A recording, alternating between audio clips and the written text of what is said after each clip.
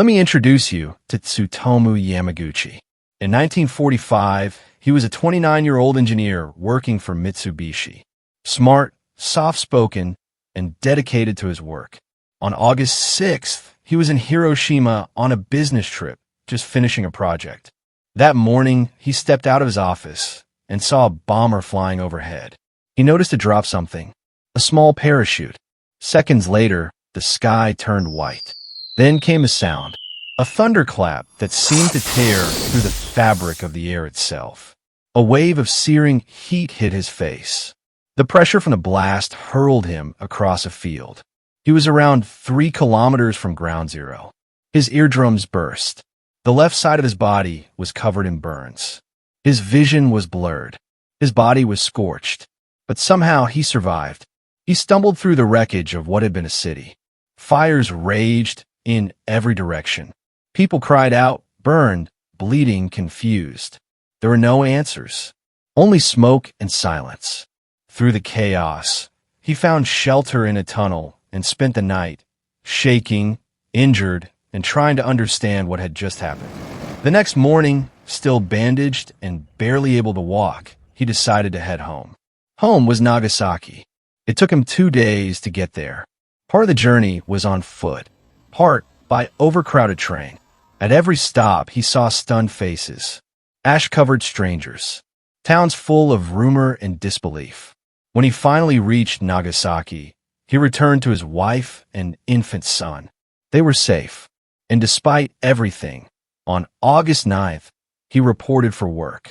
He walked into the Mitsubishi office, still wrapped in bandages, and began telling his co-workers what he had seen in Hiroshima.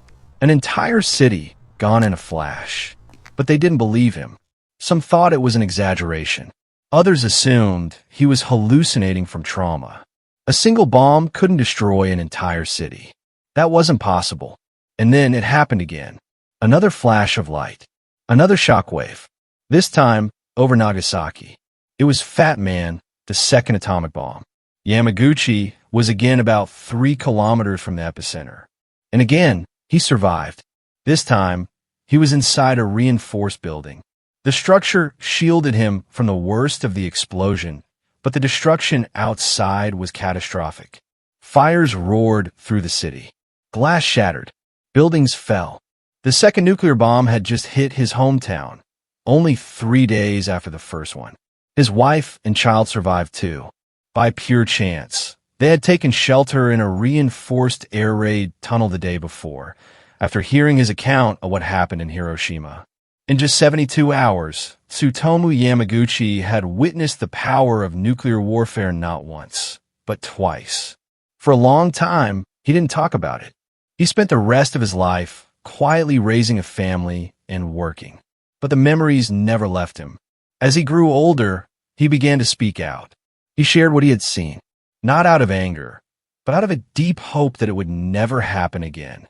In 2009, the Japanese government officially recognized him as a Niju Hibakusha, a double survivor, the only one formally confirmed. He passed away a year later, at the age of 93. Tsutomu Yamaguchi didn't just survive 2 atomic bombs. He became a living reminder of what they cost.